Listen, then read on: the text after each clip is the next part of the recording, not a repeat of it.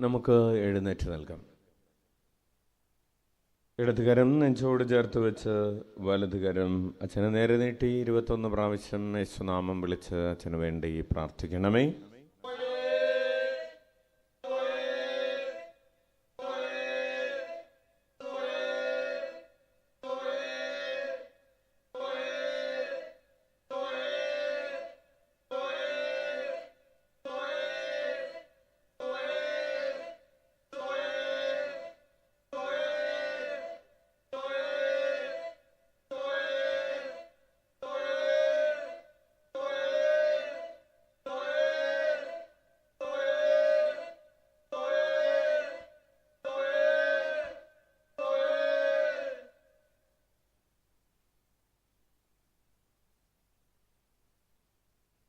മത്തായി എഴുതിയ വിശുദ്ധ സുവിശേഷത്തിൽ നിന്ന് അധ്യായം 10, 16 മുതൽ 23 വരെയുള്ള തിരുവചനങ്ങൾ.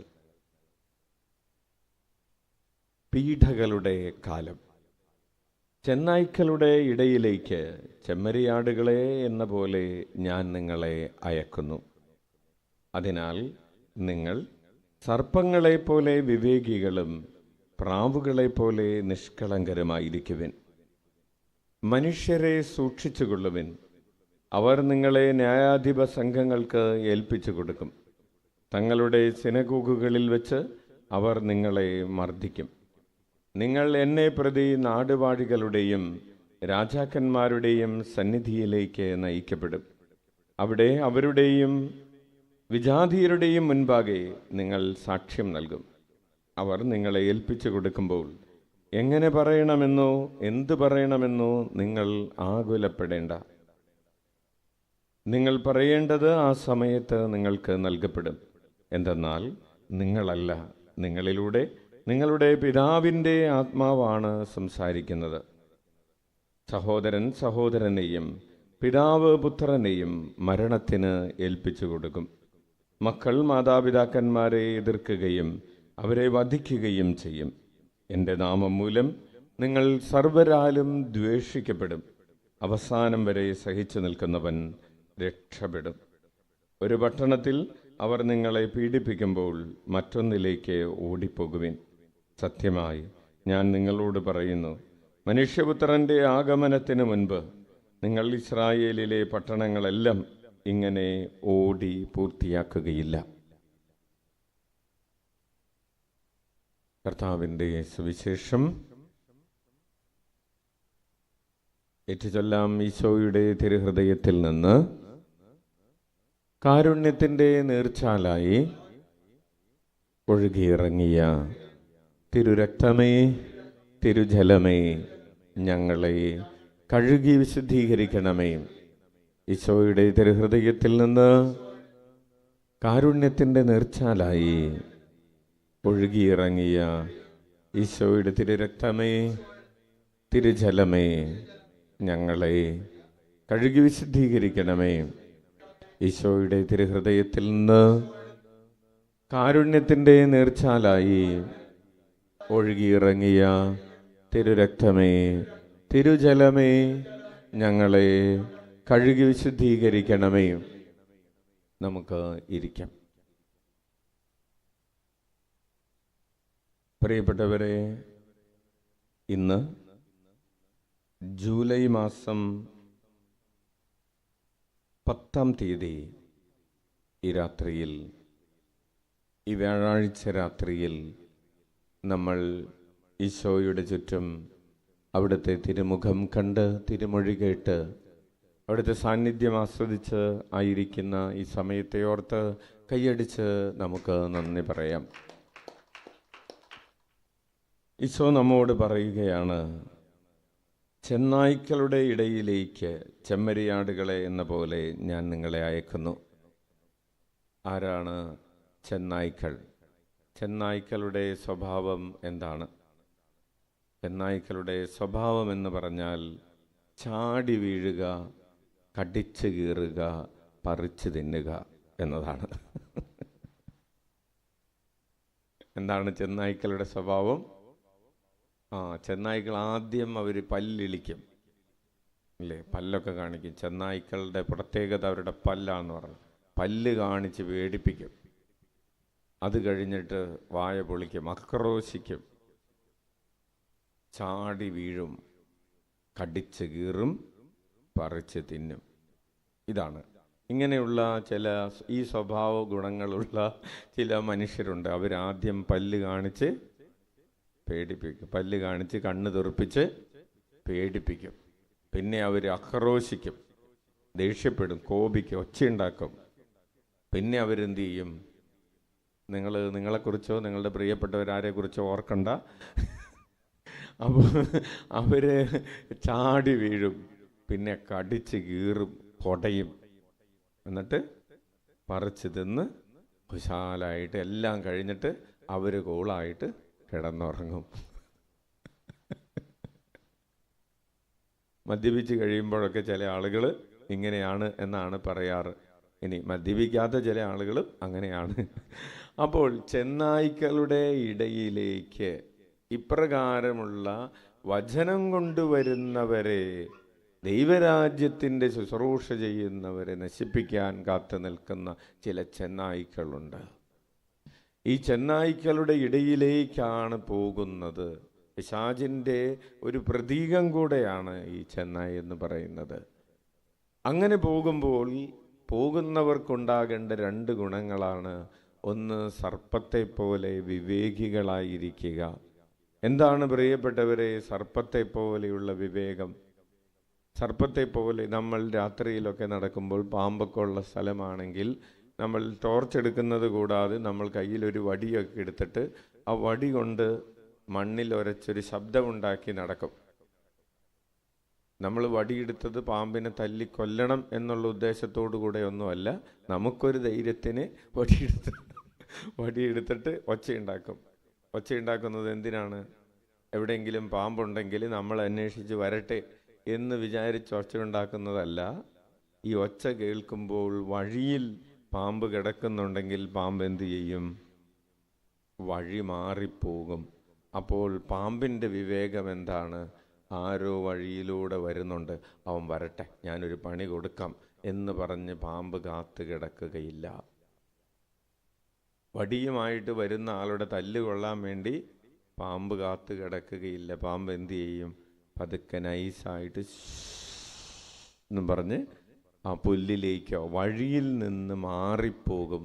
തല്ലുകൊള്ളാതെ നോക്കും, ജീവൻ പോകാതെ നോക്കും. അതാണ് പാമ്പിൻ്റെ വിവേകം എന്ന് പറയുന്നത്. ചില തിന്മ നിറഞ്ഞ സാഹചര്യങ്ങളിൽ നിന്ന്, അപകടം നിറഞ്ഞ സാഹചര്യങ്ങളിൽ നിന്ന്, ചില പാപക്കെണികളിൽ നിന്ന് വഴുതി മാറാൻ പ്രിയപ്പെട്ടവരെ നമുക്ക് വിവേകമുണ്ടാകണം. ചില യൂട്യൂബുകളിൽ വരുന്ന ചില വീഡിയോകളിൽ നിന്ന് വഴുതി മാറാൻ വിവേകമുണ്ടാകണം. വാട്സപ്പിൽ വരുന്ന ചില ഹായ് ഹലോ മെസ്സേജുകളിൽ നിന്ന് വഴുതി മാറാൻ നമുക്ക് സർപ്പത്തെ പോലെ വിവേകമുണ്ടാകണം. അങ്ങനെ വിവേകമില്ലാത്ത പല ആളുകളും ഹായ് കണ്ട് ഹലോ കണ്ട് അതിൽ തല വെച്ച് കൊടുത്ത് തല പോയിട്ടുള്ളവരുണ്ട്. ചില വീഡിയോകളിൽ തല വെച്ച് കൊടുത്ത് തല പോയിട്ടുള്ളവരുണ്ട്. വഴുതി മാറാനുള്ള വിവേകമുണ്ട്. തെറ്റായ പഠനങ്ങൾക്ക് തല വെച്ച് കൊടുത്ത് ലോകത്തിൽ കാണുന്ന പലതും പല പല പല മെസ്സേജുകൾ ഭയങ്കരമാണ്, അത് സൂപ്പറാണ്, ഇത് നല്ലതാണ് എന്നൊക്കെ പറഞ്ഞ് അതിനൊക്കെ കൊണ്ടുപോയി തല വെച്ച് കൊടുത്ത് അവസാനം വിശ്വാസം നഷ്ടപ്പെട്ട്, കുടുംബജീവിതം നഷ്ടപ്പെട്ട്, അങ്ങനെ ജീവിതം നഷ്ടപ്പെട്ട പല കഥകളുമുണ്ട്. ഈശോ പറയാണ്, നിങ്ങൾ വഴുതി മാറാൻ പഠിക്കണം, സർപ്പങ്ങളെപ്പോലെ വിവേകികളായിരിക്കുവിൻ. 2, ഈശോ പറയുന്നു, നിങ്ങൾ പ്രാവിനെ പോലെ നിഷ്കളങ്കതയുള്ളവരായിരിക്കുവിൻ, മാലിന്യമേൽക്കാത്തവരായിരിക്കുവിൻ, സത്യമന്വേഷിക്കുന്നവരായിരിക്കുവിൻ, സത്യത്തിൻ്റെ പാതയിലായിരിക്കുവിൻ, തിന്മയെ കൊത്തിത്തിന്നാൻ പോകാത്തവരായിരിക്കുവിൻ. പ്രാവിന് ഉള്ളൊരു ഗുണമാണ്, അഴുക്ക് നിറഞ്ഞ സ്ഥലങ്ങളിൽ അത് പോയി നിന്ന് കൊത്തിത്തിന്നുകയില്ല. കാക്ക അങ്ങനെയല്ല, അഴുക്കുള്ള ഇടങ്ങളിലേക്ക് പറന്നിറങ്ങി ആ അഴുക്കിലേക്ക് കാല് ഇങ്ങനെ അമർത്തി, മൃതശരീരമാണെങ്കിൽ കൂടെ അതിലേക്ക് ഇങ്ങനെ അള്ളിപ്പിടിച്ച് അത് കൊത്തി തിന്നുന്നതാണ് കാക്ക. പക്ഷേ പ്രാവ് അഴുക്കുള്ള സ്ഥലങ്ങളിൽ ചെന്നിരിക്കാൻ ഇഷ്ടപ്പെടാത്ത ഒരു പക്ഷിയാണ്. അപ്പോൾ അതാണ് പ്രാവിൻ്റെ നിഷ്കളങ്കത. പാപത്തിൻ്റെ മാലിന്യമേൽക്കാതെ ജീവിക്കാനുള്ളൊരാഗ്രഹം.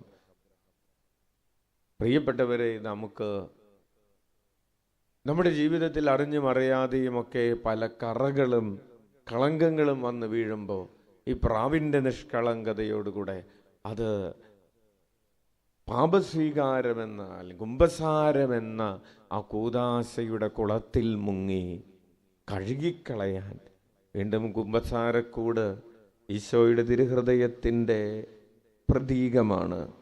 ഈശോയുടെ തിരുഹൃദയത്തിൽ നിന്നൊഴുകുന്ന തിരുരക്തവും തിരുജലവുമാണ് കുമ്പസാരക്കൂട്ടിൽ നമ്മെ കഴുകി വിശുദ്ധീകരിക്കുന്നതിന് വേണ്ടി നൽകപ്പെടുന്നത്. അപ്പോൾ നമുക്കറിയാം, ജൂലൈ മാസം തിരുരക്തത്തിൻ്റെ പ്രത്യേക വണക്കം ആചരിക്കുന്ന മാസമാണ്. നമുക്ക് കഴുകി വിശുദ്ധീകരിക്കപ്പെട്ട് വീണ്ടും പ്രാവിനെ പോലെ നിഷ്കളങ്കതയുള്ളവരായി തീരാം. അതിനുവേണ്ടി ആഗ്രഹിക്കാം. ഈശോ പറയുന്നു, അവസാനം വരെ പിടിച്ചു നിൽക്കുന്നവൻ രക്ഷ പ്രാപിക്കും. നമ്മുടെ ജീവിതത്തിൽ നമ്മൾ പല പ്രതിസന്ധികളെയും ഇതുവരെ തരണം ചെയ്തിട്ടുണ്ട്. പക്ഷേ ഇപ്പോൾ നമ്മൾ ഒരുപക്ഷെ പറയുന്നുണ്ടാകാം, ഇനി എനിക്ക് മുന്നോട്ട് പോകാൻ പറ്റുകയില്ല, ഇനി ഒരു കുരിശുകൂടെ എൻ്റെ ജീവിതത്തിൽ വന്നാൽ ഞാൻ താങ്ങുകയില്ല, ഞാൻ ജീവിതം അവസാനിപ്പിക്കും. പക്ഷേ പ്രിയപ്പെട്ടവരെ, നമുക്ക് താങ്ങാൻ പറ്റാത്ത കുരിശുകൾ ദൈവം അനുവദിക്കുകയില്ല. ദൈവം വിശ്വസ്തനാണ്. അപ്പോൾ നമുക്ക് ഉണ്ടായിരിക്കേണ്ട നിലപാട് അവസാനം വരെ പിടിച്ചു നിൽക്കുക. അവസാനം വരെ പിടിച്ചു നിൽക്കുന്നവർ, വിശ്വസ്തയോടുകൂടെ നിൽക്കുന്നവർ, സഹിച്ചു നിൽക്കുന്നവർ രക്ഷ പ്രാപിക്കും. എഴുന്നേറ്റ് നിൽക്കാം. സ്നേഹനിധിയായ പിതാവേ, ഞങ്ങളുടെ വിശ്വാസ ജീവിതത്തിൽ, പ്രേക്ഷിത ജീവിതത്തിൽ സാക്ഷിയായി ജീവിക്കുന്നതിൽ വരുന്ന പീഡകൾ, സഹനങ്ങൾ അതെല്ലാം ഏറ്റെടുക്കാനും അവസാനം വരെ പിടിച്ചു നിൽക്കാനും ഞങ്ങളെ ശക്തിപ്പെടുത്തണമേ. ഞങ്ങൾക്ക് കൃപ നൽകണമേ. ഞങ്ങളുടെ ജീവിത സാഹചര്യങ്ങളെ അഭിമുഖീകരിക്കേണ്ടതിനാവശ്യമായ വിവേകം നൽകണമേ, നിഷ്കളങ്കത നൽകണമേ. പ്രിയപ്പെട്ടവരെ, നമ്മുടെ അനുദിന ജീവിതത്തിൽ വിവേകമില്ലാതെ, നിഷ്കളങ്കതയില്ലാതെ ജീവിച്ചു പോയ സമയങ്ങളെ ഓർത്ത് അനുതപിച്ചുകൊണ്ട്, ദൈവത്തോട് ആലോചന ചോദിക്കാതെ എടുത്ത തീരുമാനങ്ങൾ, ചെയ്ത പ്രവർത്തികൾ എല്ലാം ഓർത്ത് അനുതപിച്ചുകൊണ്ട് കരങ്ങൾ ഉയർത്തി 21 പ്രാവശ്യം യേശുനാമം വിളിച്ച് നമ്മുടെ പാപങ്ങൾക്ക് പരിഹാരം ചെയ്യാം. ഈശോയേ,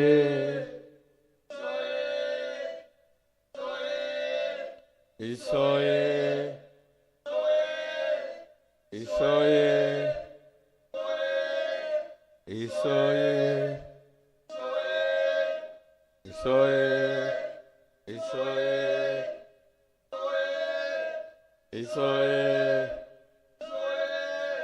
ഈശോയേ,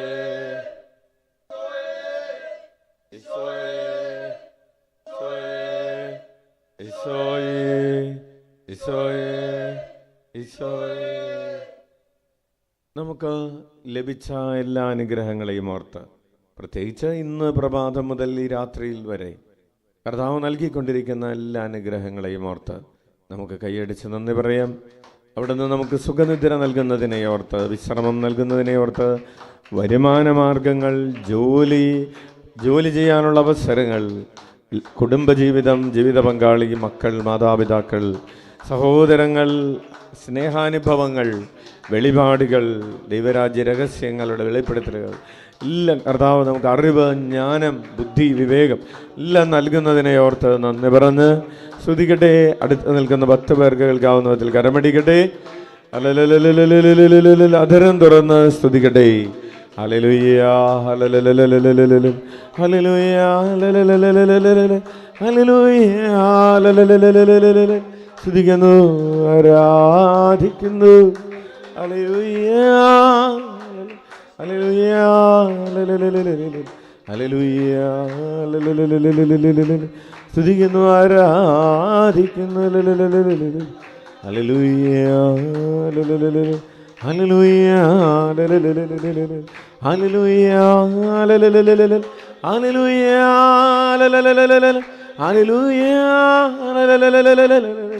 ഹല്ലേലൂയ, ഹല്ലേലൂയ. നന്ദി, നന്ദി. ഹല്ലേലൂയ. എണ്ണി എണ്ണി നന്ദി പറയട്ടെ.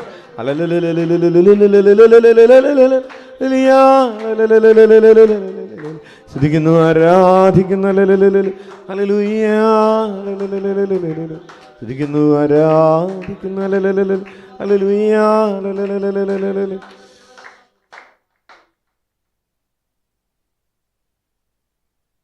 ഉള്ളിലേക്ക് നന്നായി ശ്വാസമെടുക്കാം.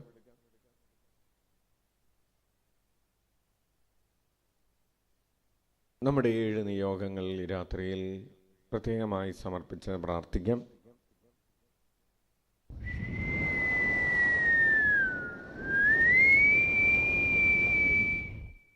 ദൈവരാജ്യ ശുശ്രൂഷകളിൽ, ഈശോയോടുള്ള വിശ്വാസത്തിൽ, വചനം ശ്രവിക്കുന്നതിൽ, വചനം പ്രഘോഷിക്കുന്നതിൽ അവസാനം വരെ സഹിച്ചു നിൽക്കാൻ, പിടിച്ചു നിൽക്കാനുള്ള കൃപ, പ്രാർത്ഥനാ ജീവിതത്തിൽ, വിശ്വാസ ജീവിതത്തിൽ, അഭിഷേകത്തിൽ അവസാനം വരെ നിലനിൽക്കുന്നതിനുള്ള കൃപ യാചിച്ചുകൊണ്ട് പ്രാർത്ഥിക്കാം.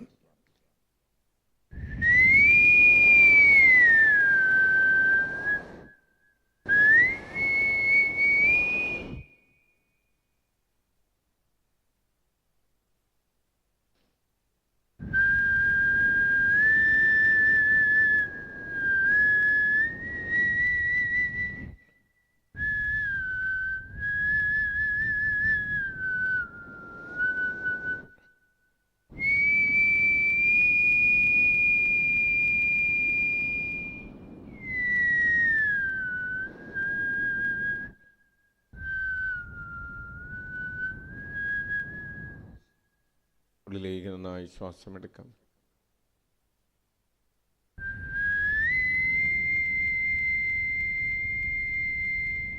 നമ്മുടെ 7 നിയോഗങ്ങൾ സമർപ്പിച്ചുകൊണ്ട് കരങ്ങൾ ഉയർത്തി 21 പ്രാവശ്യം ഉച്ചത്തിൽ യേശുനാമം വിളിക്കാം. സോയേ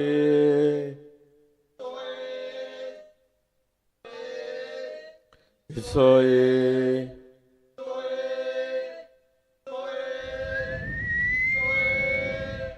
ഈശോയേ,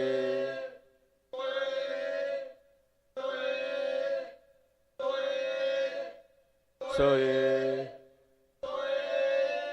ഈശോയേ,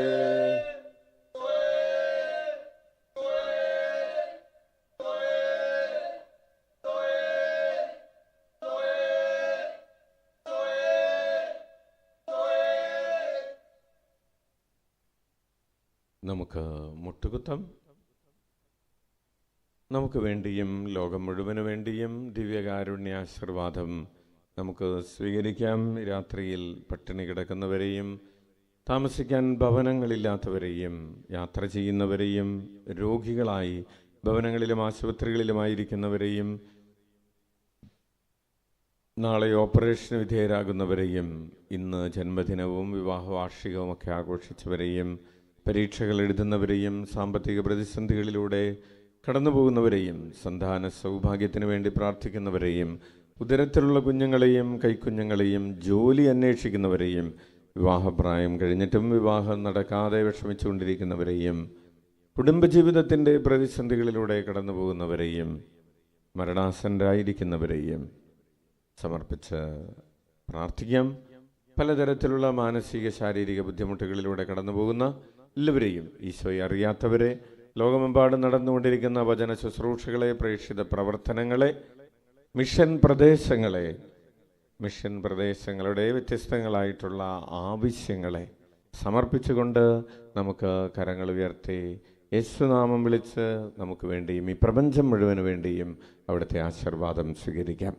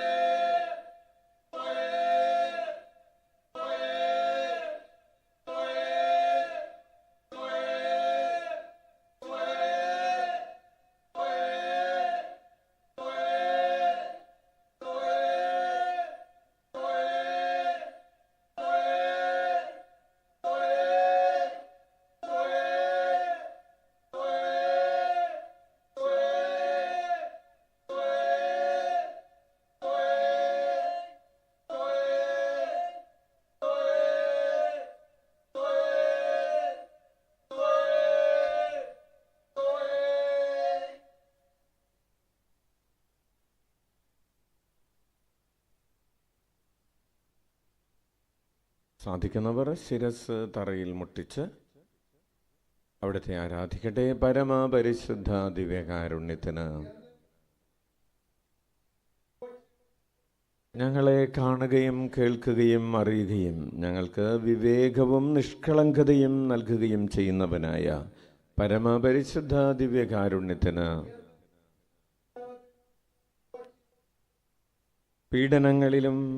പീഡനങ്ങൾക്കിടയിലും വിശ്വാസത്തിൽ അവസാനം വരെ ഉറച്ചു നിൽക്കാൻ കൃപ നൽകുന്നവനായ, അവസാനം വരെ സഹിച്ചു നിൽക്കുന്നവർക്ക് രക്ഷ വാഗ്ദാനം ചെയ്യുന്നവനായ പരമപരിശുദ്ധ ദിവ്യകാരുണ്യത്തിന്